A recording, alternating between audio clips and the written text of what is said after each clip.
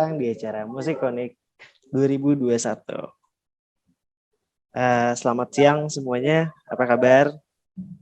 Nah, hari ini nih kita bakal kedatangan narasumber yang sangat spesial. Namanya Kang Ferry Curtis. Halo Kang Ferry. Oke, halo, selamat siang untuk semua. Nah, sebelum lebih jauh berbincang-bincang lagi nih sama Kang Ferry Curtis, lebih baik ada pepatah yang mengatakan tak kenal maka tak sayang. Jadi kita kenalan dulu ya sama Kang Ferry. Oke. Nah, Kang Ferry sendiri adalah penulis lagu dan musisi sekaligus orang yang memiliki visi di mana dia memberikan kebermanfaatan lewat tulisan-tulisannya. Mungkin bisa bercerita sedikit kan tentang background Kang Ferry sendiri? Oke. Nama saya Ferry Curtis, itu nama panggung. Nama saya sendiri Ferya Angga Wijaya, jadi saya orang Sunda. Saya memulai bermusik memang ketika saya awal-awal sudah mencintai musik, sudah menyukai musik, dan akhirnya saya terjun pada dunia musik. Adapun background dari latar belakang pendidikan saya adalah teater.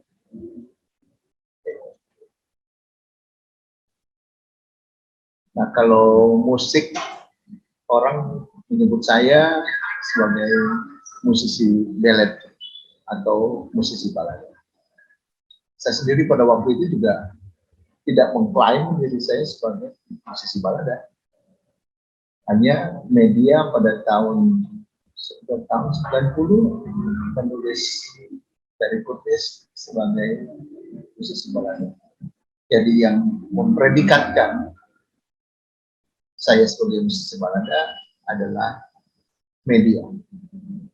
Saya sendiri waktu itu lebih cenderung bahwa saya adalah pemusik yang bermain musik, yang menulis lirik dengan apa yang saya lihat, apa yang saya dengar, apa yang ingin saya sampaikan, apa yang ingin saya utarakan, dan apa sebetulnya kegelisahan saya yang tentu bisa menjadi juga mewakili kegelisahan setiap orang. Jadi artinya ketika lirik itu dan lagu itu sudah jadi, sudah kita buat, itu akhirnya menjadi sebuah diskusi bersama. Diskusi bersama yang yang akhirnya, oh iya, kita harus melakukan ini, gitu. Gitu dong. Oke. Nah, tadi kan kita udah ngobrol nih Kak. Kang Ferry sendiri kan yang paling banyak pengalamannya adalah di bidang penulisan lirik. Nah, Kang sharing dong sama para peserta nih, gimana sih Kang cara menulis lirik yang baik dan bisa memberikan sebuah dampak nyata gitu kan? Oke. Saya tidak akan mengajari atau memberitahu tentang lirik yang laku, karena lirik yang laku adalah urusan dari produser dan sebagainya. Tetapi saya belajar bagaimana membuat lirik yang bagus. Lirik yang bagus itu untuk saya bisa juga tidak berlaku untuk orang lain. Saya kebetulan latar belakang saya adalah teater yang seperti saya sebutkan tadi. Saya kuliah di jurusan teater. Tentu orang teater akan berhubungan dengan sastra, berhubungan dengan naskah, berhubungan dengan perilaku manusia, berhubungan dengan peran. Nah, itu sangat mempengaruhi saya. Jadi, bagaimana menulis lirik yang kita anggap baik, yang tentu hasil survei dari apa yang kita lihat, apa yang kita dengar. Bukan hanya sebagai lirik, bukan hanya sebuah ekspresi.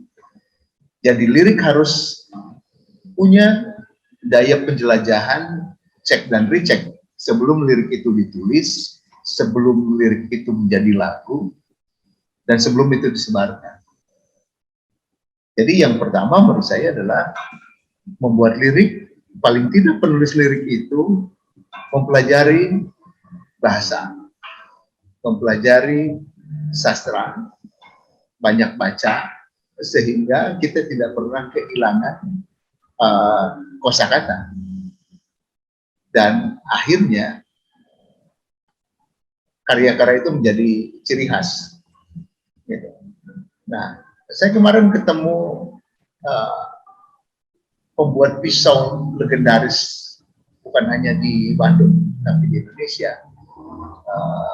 Saya manggilnya Om Teddy Kardin. Saya kemarin ngobrol itu hampir sama prinsipnya, bagaimana membuat pisau itu bukan hanya indah, tapi bahannya juga harus bagus. Di samping harus bagus, dia juga punya fungsional. Dan yang keempat, dia punya tahan banting. Jadi selain bagus, cantik, bahannya bagus, dia juga tahan banting dan fungsional. Jadi artinya si pisau itu yang dibuat bukan hanya untuk memotong atau misalkan bertahan di hutan, tapi bagaimana pisau itu menjadi sesuatu yang kita cintai. Kalau misalkan anak-anak muda sekarang, misalkan bagaimana dia mencintai karyanya seperti mencintai ibunya, atau misalkan yang sudah menikah seperti dia mencintai istrinya. Bukan saja istrinya misalkan cantik itu relatif ya, cantik karena tidak sama semua orang mengatakan cantik, tapi itu tadi ada bahannya bagus, artinya keturunannya bagus, lalu dia memang fungsional, dan keempat tahan banting. Nah, dalam lagu juga seperti itu. Mungkin filosofinya agak sedikit sepertinya ribet ya, tapi itulah ketika kita membuat sebuah karya yang baik, maka kebaikan-kebaikan itu akan datang. Ketika Anda membuat lirik yang baik, maka kebaikan-kebaikan itu akan datang. Bahkan sama seperti sesuatu hal yang tidak pernah kita dengar sebelumnya. Gitu. Intinya sesuatu yang baik bisa memberikan dampak yang baik pula ya Kang ya, yang tidak terduga mungkin. Ya, diharapkan dia baik.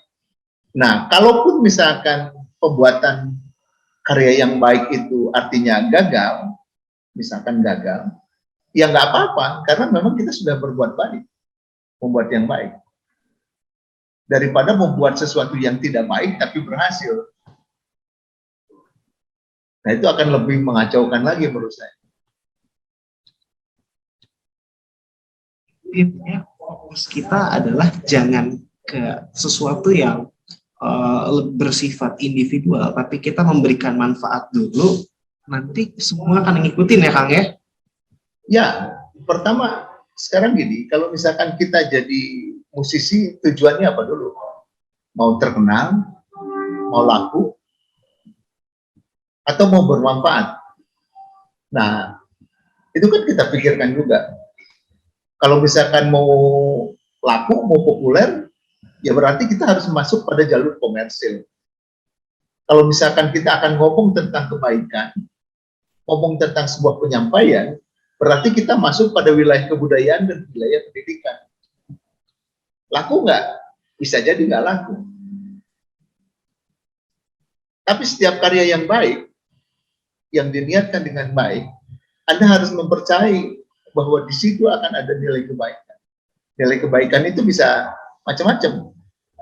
Misalkan bisa jadi bernilai uang, bisa jadi bernilai pergerakan kebudayaan di masyarakat, atau bisa jadi menjadi sebuah revolusi pemikiran yang baru di masyarakat, sehingga masyarakat membuat sebuah perubahan dalam sebuah perilaku.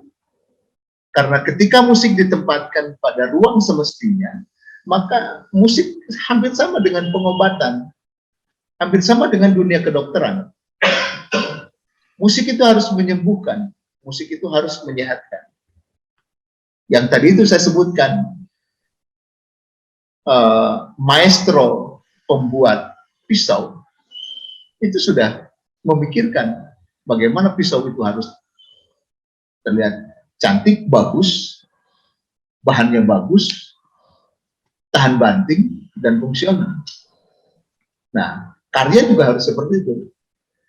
Kalau untuk saya ya, karena untuk saya bukan ukurannya malah bukan masalah ngetop dan nggak ngetop, tapi masalahnya adalah kebermanfaatan karya kita untuk orang lain.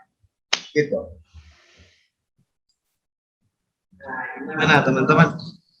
Apakah menurut kalian karya kalian itu udah bermanfaat belum sih buat masyarakat, atau udah bisa dianggap baik belum sih? Seperti apa yang dikatakan oleh Kang Ferry Curtis. Nah, di luar itu semua, Kang, tadi kita diskusi tentang bagaimana bahkan cuma dari penulisan lirik aja ketika dilakukan dengan sungguh-sungguh itu bisa membawa Kang Ferry Curtis jauh, berjalan ke seluruh Indonesia. Gimana dong Kang? Sharing, ceritain dikit dong. Ya, saya pernah menulis dalam sebuah buku harian saya menulis begini. Ketika aku mencintai Indonesia dan bercerita tentang Indonesia, maka Indonesia akan mengundangku ke seluruh pelosok negeri. Dan itu terjadi. Ketika kita akan menulis tentang Indonesia, tentang sosial, culture, kebudayaan, masalah pendidikan, masalah lingkungan, tentang Indonesia, dan yang terjadi di Indonesia, kita harus memahami secara sosiopolitik atau apapun tentang budaya di Indonesia dan kebiasaan orang Indonesia untuk kita tuangkan dan menjadi sesuatu trigger yang bisa disampaikan pada halayak ramai. Jadi artinya sebelum membuat itu mengenali dulu semuanya, mengenali situasinya, mengenali hawanya, mengenali makanannya, mengenali bahasanya, mengenali tariannya, budayanya, mengenali tempatnya, dan segala macam unsur kebiasaan dan keistimewaan yang ada di satu tempat itu. Dan ketika kita menulis tentang Indonesia itu, misalkan kita menulis tentang Aceh atau misalkan kita menulis tentang Ambon, kita nggak salah, karena semua berdasarkan riset. Nah, ada check and recheck dari situ, sebelum misalkan kita menjadikan itu menjadi sebuah lirik. Sama, menulis lirik untuk saya hampir sama dengan seperti pekerjaan pewarta atau wartawan. Ketika dia menulis, tulis laporan tentang peristiwa apapun, lalu dia tulis, lalu masuk ke redaktur kan, lalu di situ diedit lagi dan sebagainya, jadilah karya itu. Nah, sebaiknya menurut saya adalah ketika orang menulis lirik, tidak semua harus jadi pada saat itu. Setelah jadi, idenya masuk, ditulis oleh kita, lalu kita masih punya waktu untuk merevisi, untuk lebih memadatkan lirik itu. Ketika sudah terjadi, dan ketika sudah jadi, itu sesuatu yang menjadi sempurna. Nah, saya analogisikan seperti ini. Ketika seorang chef ahli membuat makanan, meracik makanan, dia akan mengumpulkan bahan yang bagus, bumbu-bumbu racikan yang bagus, dibuat oleh hati, dimasak oleh hati, lalu disajikan di meja dan disajikan di meja pada si pembelinya. Pasti dimakannya akan enak. Karena dia dibuat oleh hati dengan pilihan-pilihan bumbu dan racikan yang bagus. Nah, mendapatkan racikan dan bumbu yang bagus itu juga tidak misalkan katanya, dia harus recheck, harus coba. Jangan sampai salah. Kita nggak tahu rasa garam. Kita harus paham itu. Oh, sirih itu begini. Oh, daging domba itu atau daging kambing itu sifatnya begini.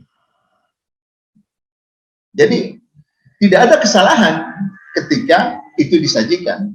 Yang ada adalah bagaimana menyempurnakan terus-menerus dari karya yang sudah dijanjikan dan menjadi berkembang menjadi masakan-masakan lain. Wah, serius amat ini semua. Sebenarnya kesini dengan Akang nih. Nanti kan anggap nih Kang. Kita harus memahami dulu apa yang kita masukkan ke dalam sebuah lagu. Ya. Kita harus merasakannya dulu sebelum kita ngasih itu semua ke orang lain. Betul. Jadi apa yang kita kasih ke orang lain gitu kurang lebih ya. Betul, betul. Dan ada lagi yang paling penting, ketika sudah mulai masuk pada sajian lagu, kita harus tahu siapa yang akan kita suguhkan dari makanan itu. Umur 70 tahun, umur 60 tahun, umur 50 tahun, atau umur 15 tahun, itu pasti akan beda seleranya. Dan disitulah kita harus mengerti para penulis lagu tentang psikologi masa. Belum lagi kita akan harus memahami tentang psikologi komunikasi. Ketika sudah main, sudah tidak ada lagi kalimat yang salah dilontarkan ketika kita panggung. Karena apa? Karena semuanya sudah dipelajari. Oh, kita diundang main di sini, misalkan, kita harus tahu main jam berapa. Oke, lalu mainnya di mana? Outdoor apa indoor? Apa temanya dari pertunjukan itu? Lalu siapa yang menontonnya? Lalu apa yang harus saya sampaikan, yang harus kita sampaikan pada acara itu? Karena kita harus menjadi bagian sukses dari si pembuat acara itu. Bukan kita main, dibayar, pulang. Enggak selesai di situ. Menurut saya itu tidak profesional. Gitu. Jadi kita diundang untuk main di satu tempat. Bukan mungkin jadi bukan karena kita hebat.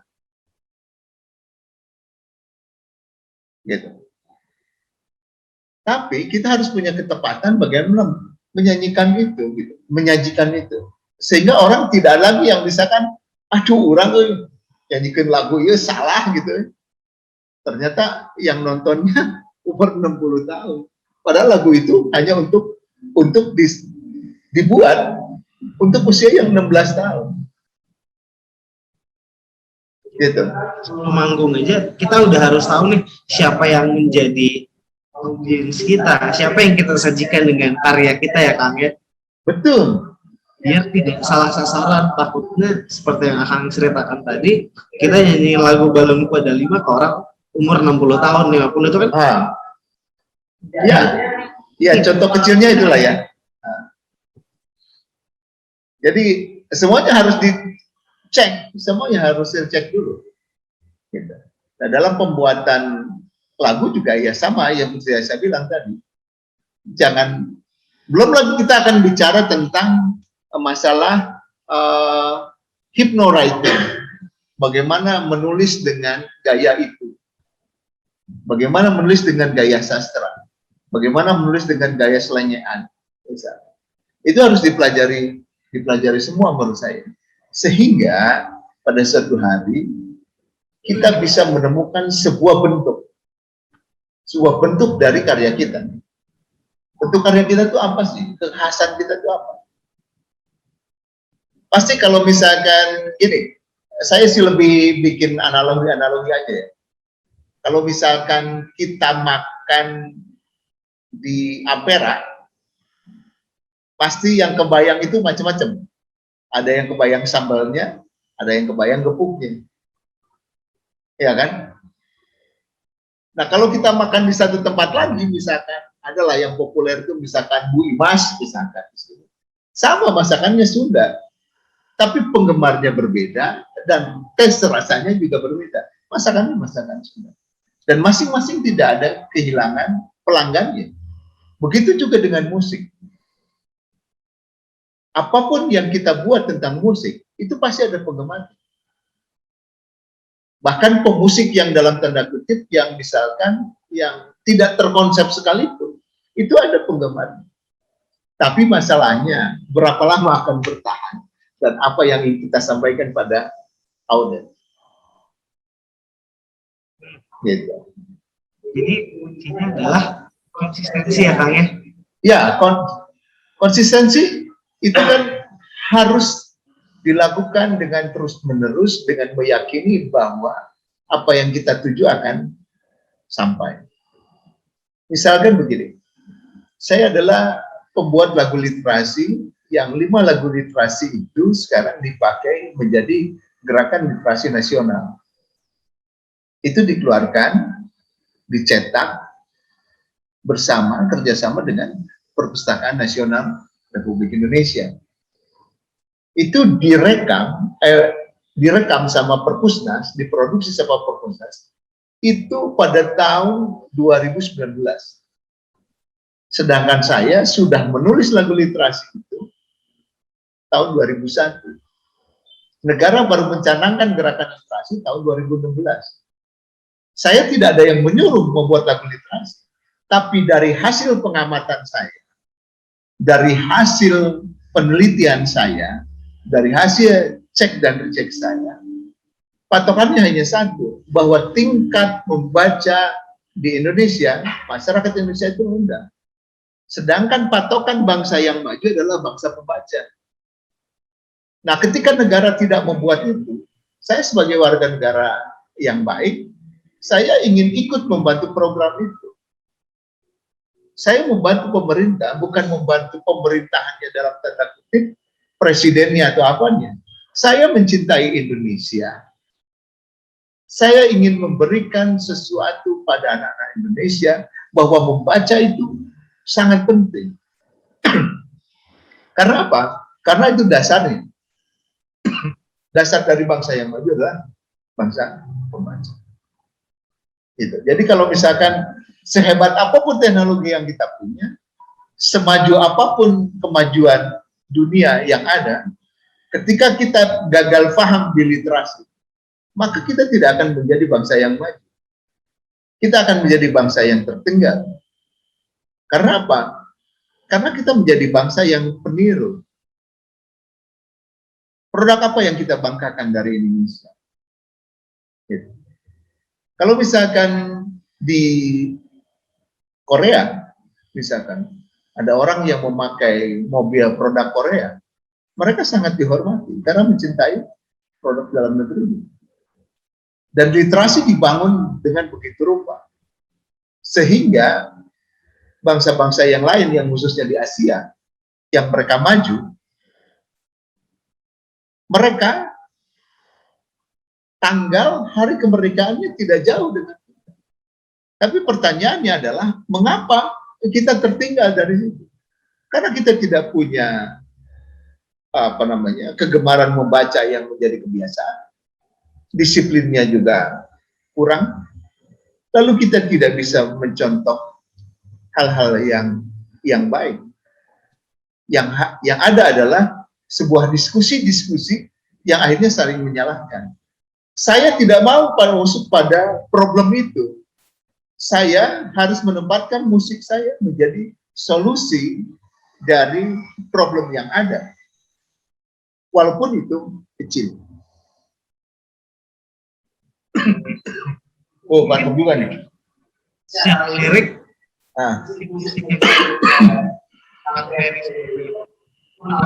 sebuah ide, sebuah solusi.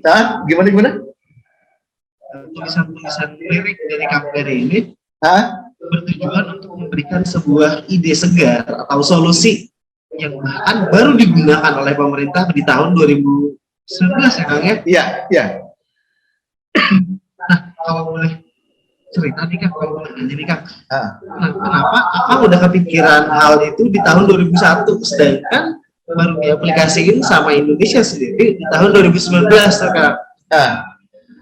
Ya, menurut saya tidak ada yang terlambat dari apa yang kita lakukan dan tidak juga harus menjadi pahlawan untuk misalkan melakukan itu. Karena posisi saya adalah posisi sebagai warga negara Indonesia yang harus berterima kasih pada langit dan bumi, yang harus berterima kasih menjadi bangsa Indonesia, yang harus bangga menjadi bangsa Indonesia, dan saya harus membantu bangsa saya, walaupun misalkan negara tidak membantu saya.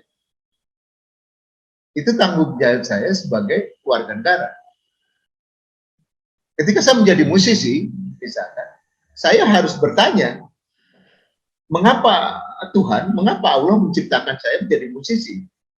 Apa sih yang ditugaskan Sang Maha Pencipta pada saya lewat talenta musik yang saya punya?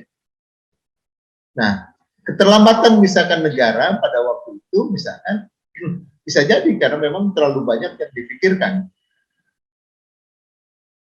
Nah, tetapi saya berpikir bahwa gerakan-gerakan membaca itu, gerakan-gerakan kesadaran sosial lainnya, musik mempunyai tempat yang paling sempurna. Paling sempurna apa? Karena musik bisa menembus ruang dan waktu. Kalau misalkan musik ya, misalkan MP3-nya kita kirim ke Papua hari ini, di Papua sudah bisa dengerin. Tapi kalau misalkan buku, belum tentu. Buku harus kita packing dulu, kita harus kirim dulu ke sana, dan belum tentu itu juga dibaca. Jadi musik menurut saya adalah pada posisi yang sempurna ya, menurut saya untuk menyuarakan tentang kebaikan atau apapun. Sebelum lebih jauh lagi nih diskusinya, ada pertanyaan dari Liga Rahmat. Siapa Liga Rahmat? Ya, Oke. Boleh dong saya minta ini, takutnya saya nggak bisa catat. Ada pulpen atau kertas? Apa pertanyaannya, Tom? Saya mau tanya seputar identitas bermusik. Saya tipikal musisi yang all around dari kategori genre. Apakah sangat signifikan untuk identitas musik yang kita bawakan, relevansinya dengan perkembangan tren musik hari ini? Apa market industri hanya melihat identitas musik berdasarkan genre musik yang dibawakan, atau ada kesempatan untuk bereksperimen dengan genre tanpa harus memudarkan identitas musisinya gitu? Oke. Ya berarti saya mau yang pertanyaannya adalah identitas bermusik ya. Betul. Oke. Identitas bermusik. Semakin orang dewasa, anak waktu kecil umur sekian lah misalkan, dia masih kita bisa beliin baju ya. Misalkan sampai umur 14 tahun lah, kita masih bisa beliin baju kan. Tapi pada usia 15 tahun, 16 tahun, 17 tahun di sana, dia akan memilih bajunya sendiri. Nah, identitas itu menurut saya adalah seperti itu. Ketika Anda membuat lagu, membuat musik, Anda terus proses itu dilakukan, sehingga Anda tahu bahwa apa sih yang saya inginkan dari musik itu. Misalkan kalau saya, sukanya pakai kaos misalkan, lalu pakai topi misalkan gitu, yang sporty. Kan pada usia belasan tahun di bawah, saya masih dibeliin baju kan sama orang tua.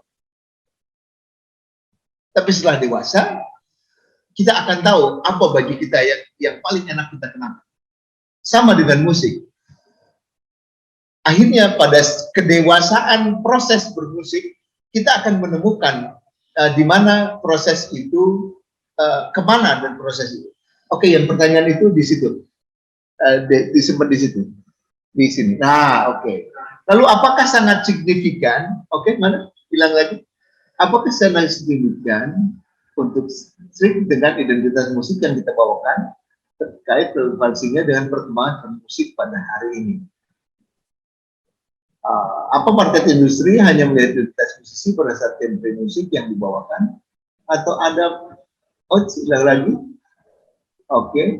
Ada posibilitas untuk bereksperimen dengan genre tanpa harus memudahkan identitas muslim.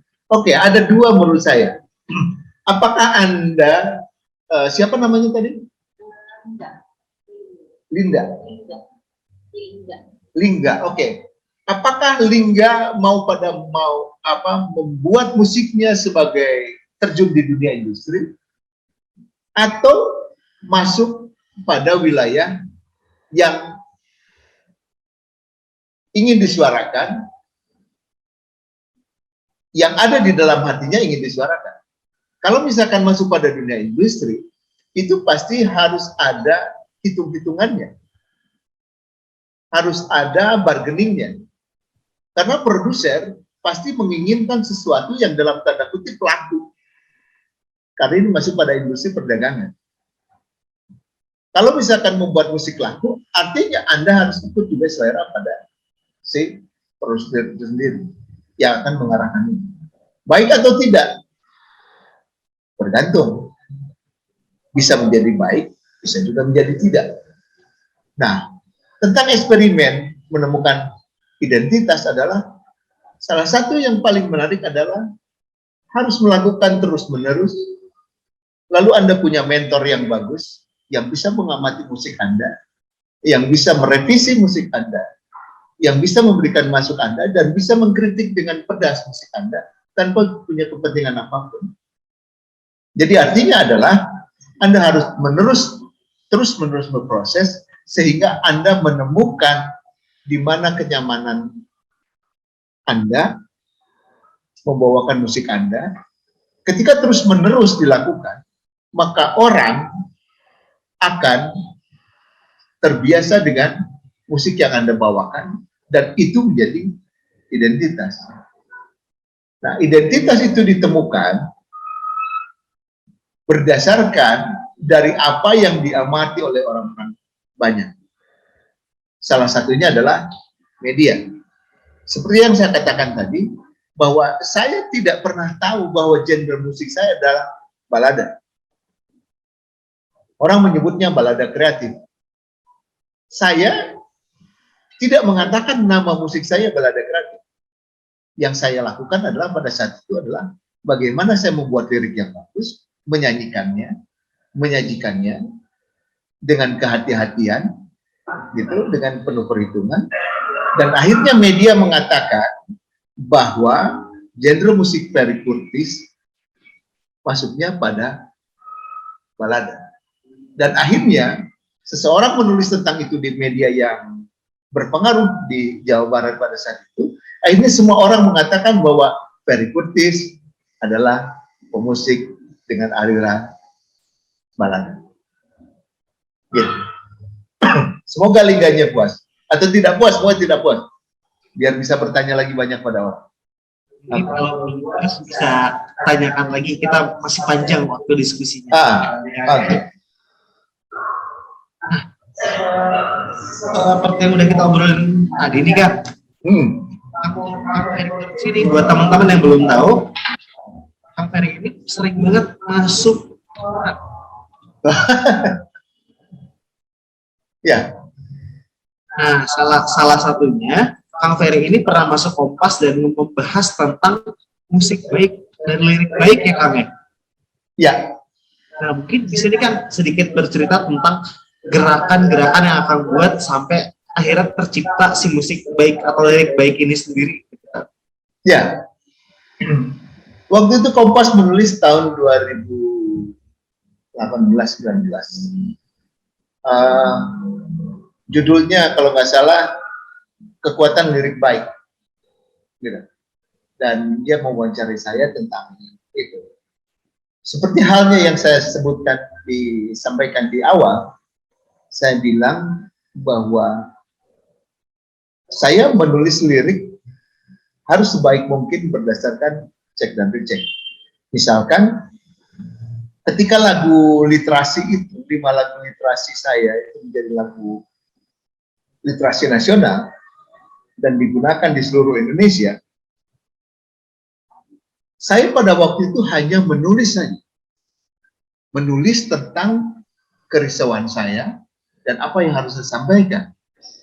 Tetapi semuanya dengan perhitungan. Jadi begini, kalau saya menulis lagu tentang pendidikan, minimal saya harus ketemu Menteri Pendidikan. Lagu ini harus didengar oleh Menteri Pendidikan.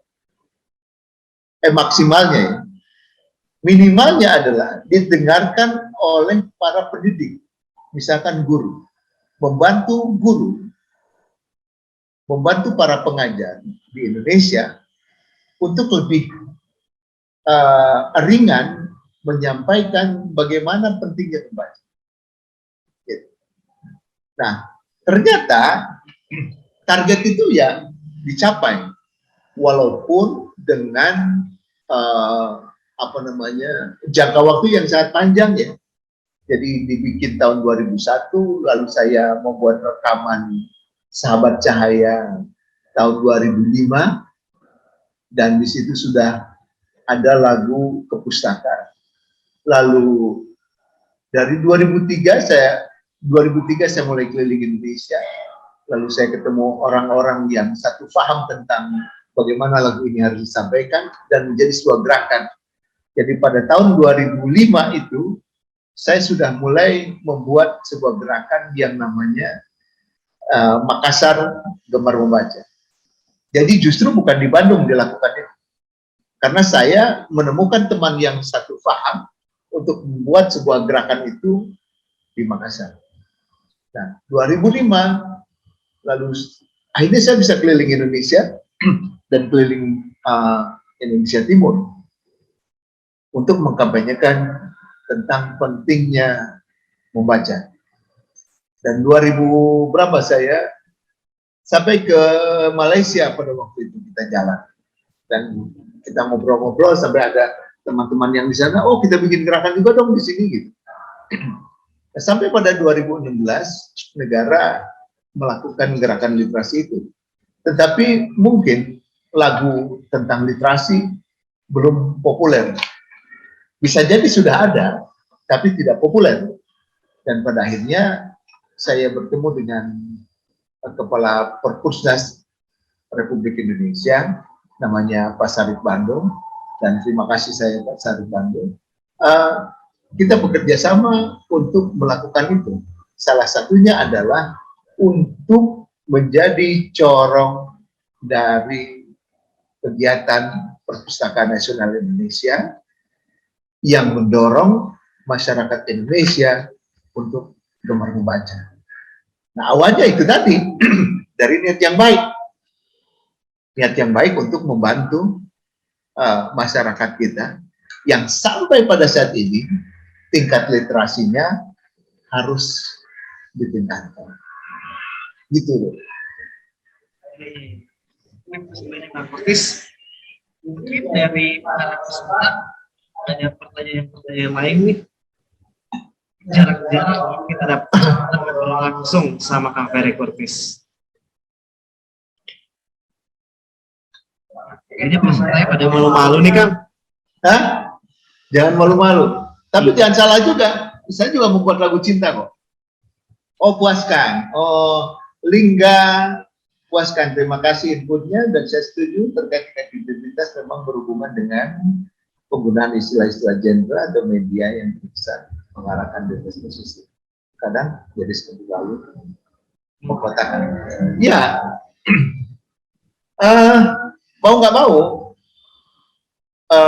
industri atau jenis musik itu memang terkotak.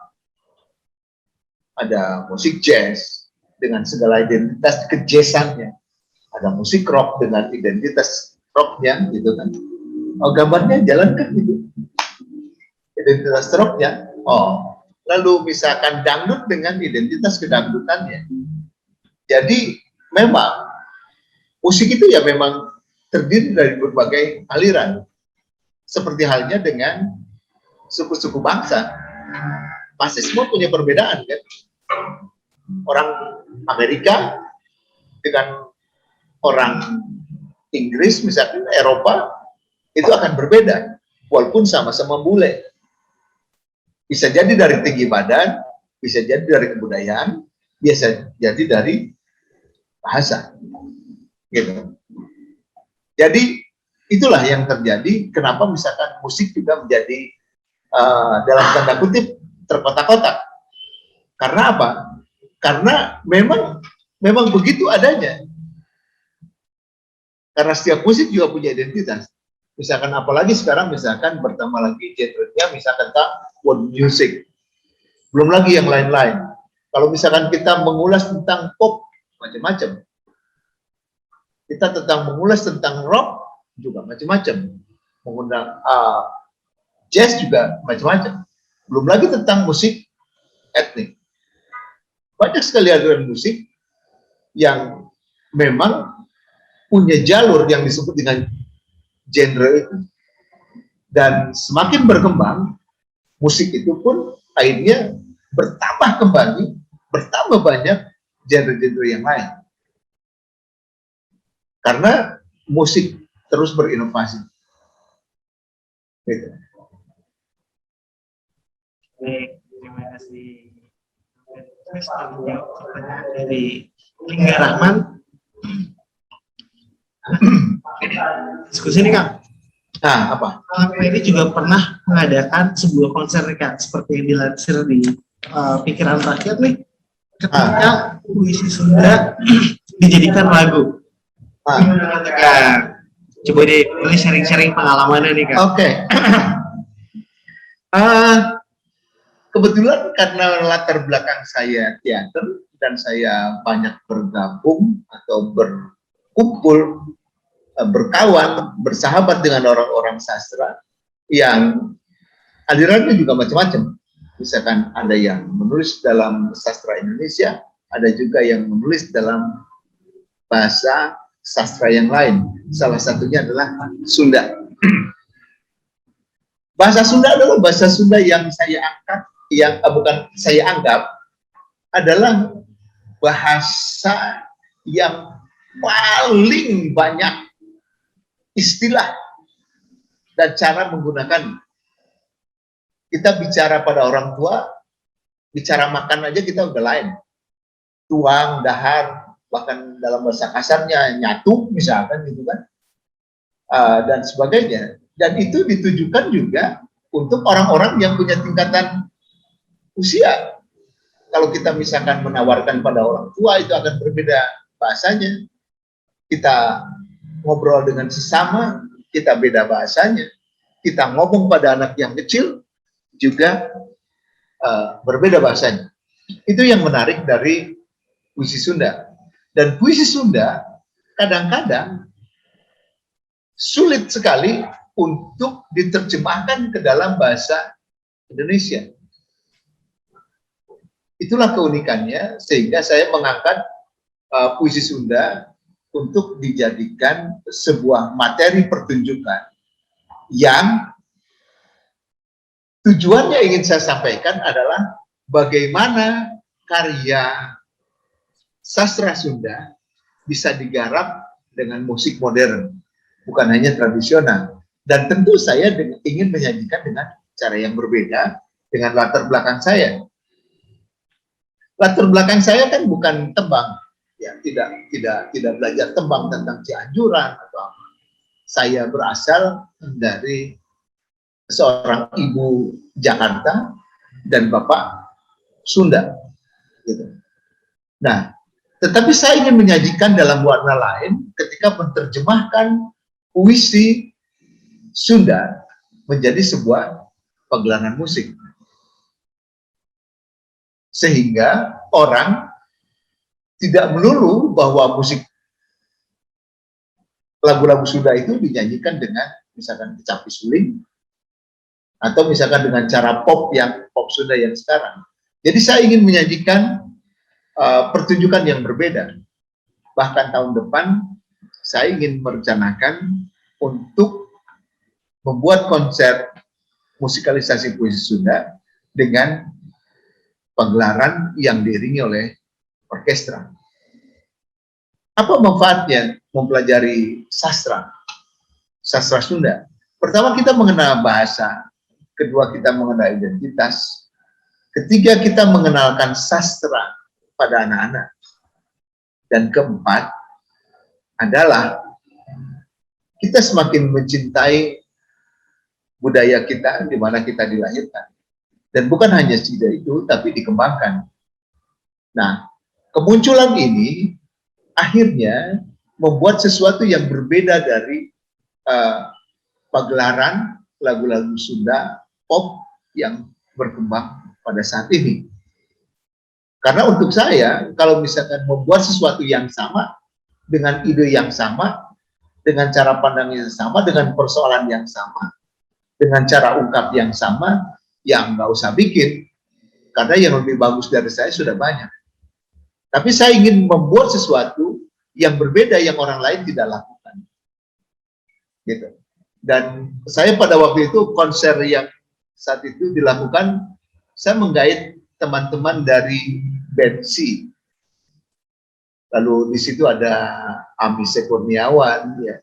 Selain dari si ada Krisna Perdana, sehingga lagu itu menjadi tidak biasa dari kebiasaan yang biasa kita dengarkan dari lagu-lagu pop Sunda. Ya.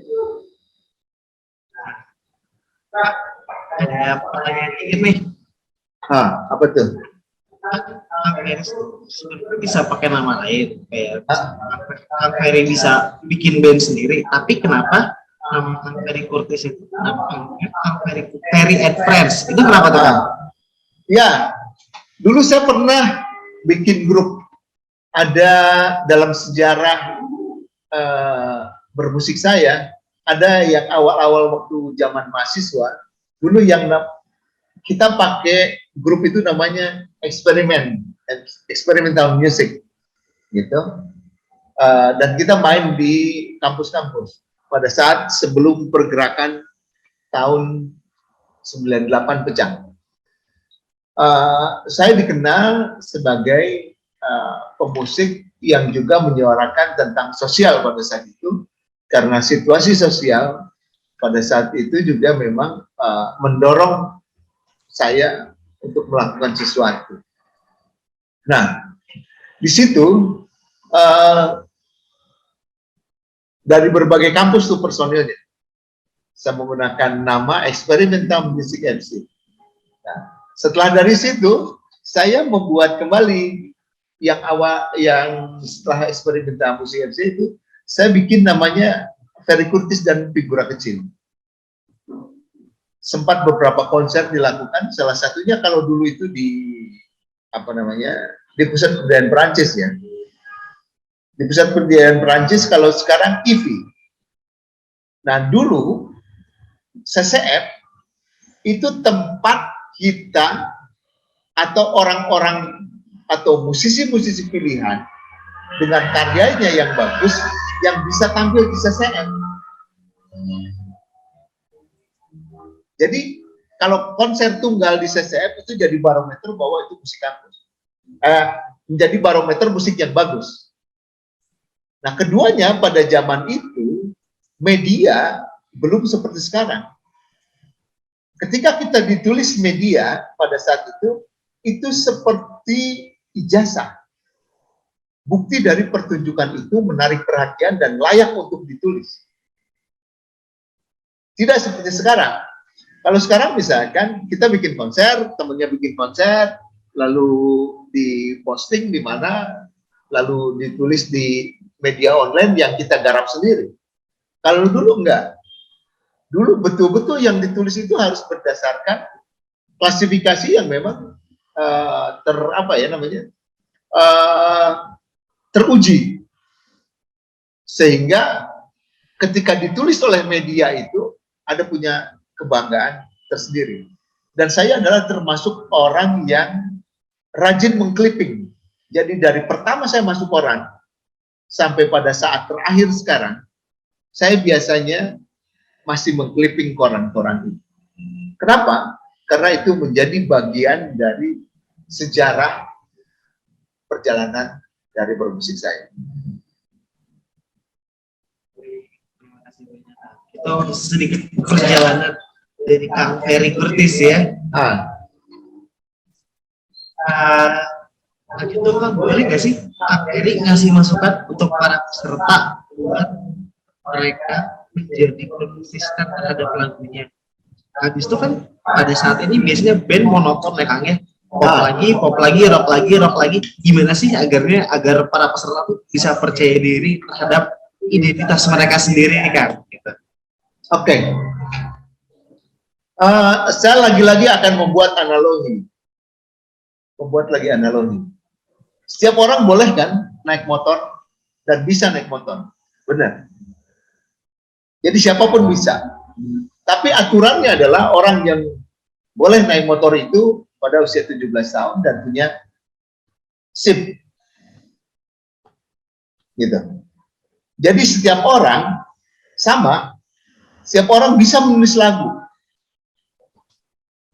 Setiap orang bisa bermain musik. Tapi yang paling penting adalah mereka harus juga mempelajari aturannya. Sehingga aturan itu akan menuntun kita pada perkembangan berikutnya.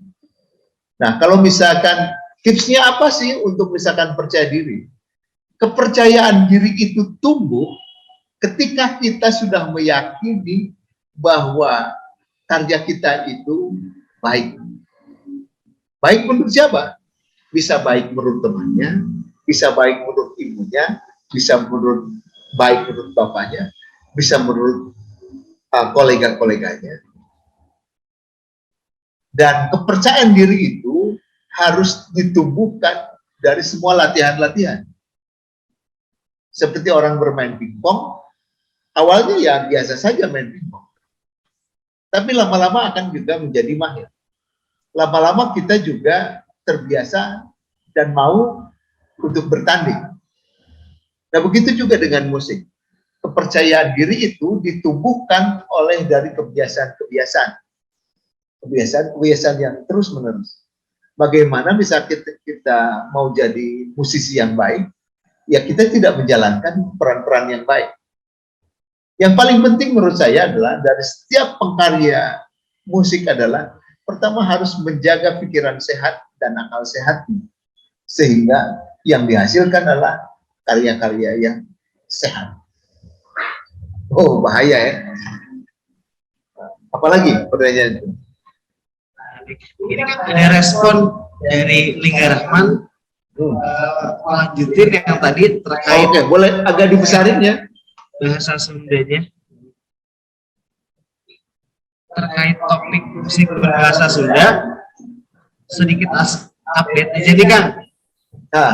Asep Balon dari Majalaya tahun ini diangkat menjadi salah satu role model kreator di ID Fest 2021. Oke. Ya, saya kemarin melihat karya Asep Balon yang berkolaborasi dengan Nissan Ford yang judulnya Tong Digerung-gerung. Saya lihat itu karena saya sebelumnya juga berkolaborasi dengan Asep Balon. Nah, ini kan masalah tren. Ada dua karya musik. Satu musik yang sifatnya ekspresi, dan dua musik menjadi wilayah pendidikan untuk saya. Nah, untuk saya adalah karya-karya Asep Balon yang sekarang sangat membumi sekali, itu wilayah masuk pada wilayah ekspresi yang membuat sebuah kebaruan dari sebuah penampilan musik. Karena saya melihat misalkan Asep memakai perangkat yang berbeda dari orang lain. Dia memakai topi bangunan, ya, proyek, lalu mukanya ditutup. Dan itu menimbulkan sebuah kepenasaran. Sebetulnya siapa sih Asep Balon ini? Lalu terus-menerus di-push, di-update, lalu disebarkan, dan akhirnya menjadi sesuatu yang populer. Sebetulnya itu juga bukan gaya baru, karena grup musik keras Kiss dulu di Eropa juga melakukan hal yang sama dengan tidak menampakkan mukanya, gitu. Nah, lalu ada juga yang di Bandung yang namanya band kuburan, itu juga melakukan hal yang sama dengan menutup wajah mereka dengan pick up, ya. Nah, Asep Balon adalah representasi dari semua perjalanan ini, gitu. Sehingga Asep Balon menemukan konsep itu dan sekarang menjadi populer. Tetapi saya tidak bicara tentang wilayah, misalkan tentang penulisan lagu yang sastra. Biasanya yang populer pada saat itu atau misalkan yang dilakukan oleh Asep Balon adalah cerita-cerita tentang keseharian yang diangkat menjadi sebuah karya musik, lalu berkolaborasi dengan si A, kolaborasi dengan si B. Karena kan plafon musik sekarang bergantung kepada sosial media. Ada FB, ada IG, ada Spotify, dan sebagainya. Tinggal bagaimana kita membuat sebuah rancangan-rancangan itu menjadi lebih populer. Dan saya pikir Asep Balon sudah menempatkan dirinya dalam musik wilayah populer, dalam tanda kutip, dia menyajikan musik yang berbeda, dengan cara penampilan yang berbeda, dengan cara pengungkapan kalimat-kalimat juga yang berbeda. Dan populer ditentukan bagaimana kita mengemas karya-karya itu. Baik, terima kasih Kang Polkes atas insights-nya nih, masukan-masukannya, sharingnya. Mungkin pertanyaan terakhir dari para peserta sebelum kita tutup acara webinar ini.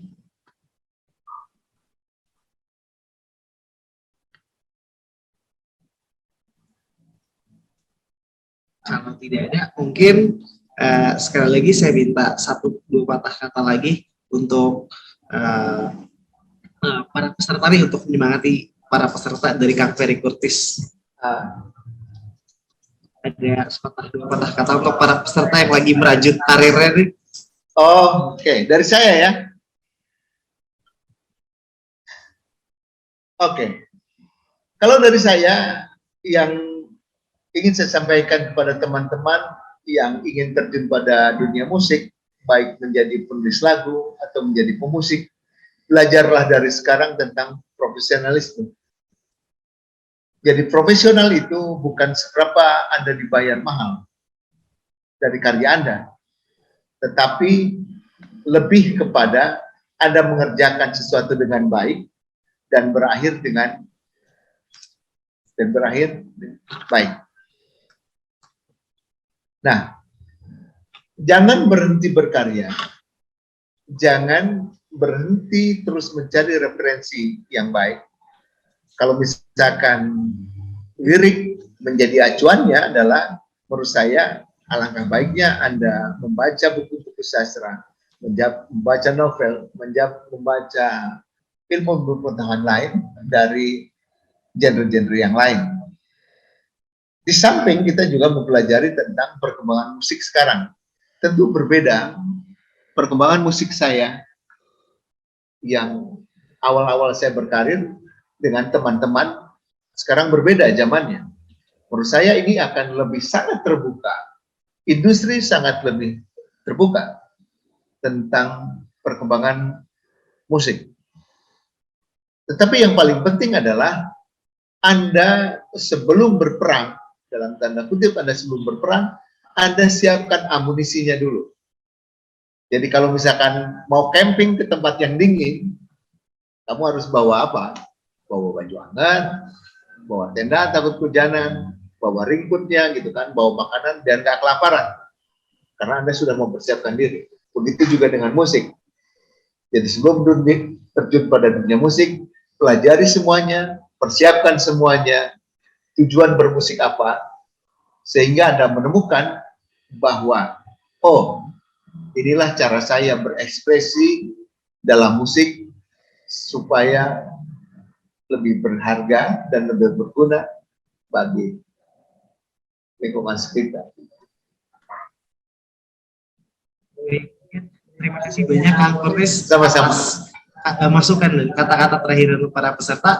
Jadi kesimpulan yang bisa kita dapat ini dari semua perbincangan kita hari ini adalah bagaimana kita bisa menentukan audiens, bagaimana kita bisa mempersiapkan, bagaimana kita bisa memberikan kebermanfaatan terhadap lagu-lagu yang kita berikan kepada masyarakat luas. Dan seperti yang Kang Ferry bilang tadi, bahwa lagu itu adalah sesuatu yang multidimensi, bisa didengarkan di mana saja pada saat ini ya Kang ya.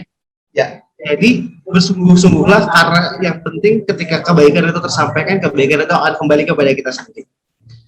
Mungkin terima kasih banyak Kang Ferry atas waktunya. Sama-sama. Terima kasih juga kepada para peserta yang sudah menghadiri acara ini. Jangan lupa masih banyak webinar lainnya yang tidak kalah bagus narasumbernya. Saya tutup webinar hari ini. Terima kasih Kang Ferry. Sampai jumpa. Selamat siang semuanya.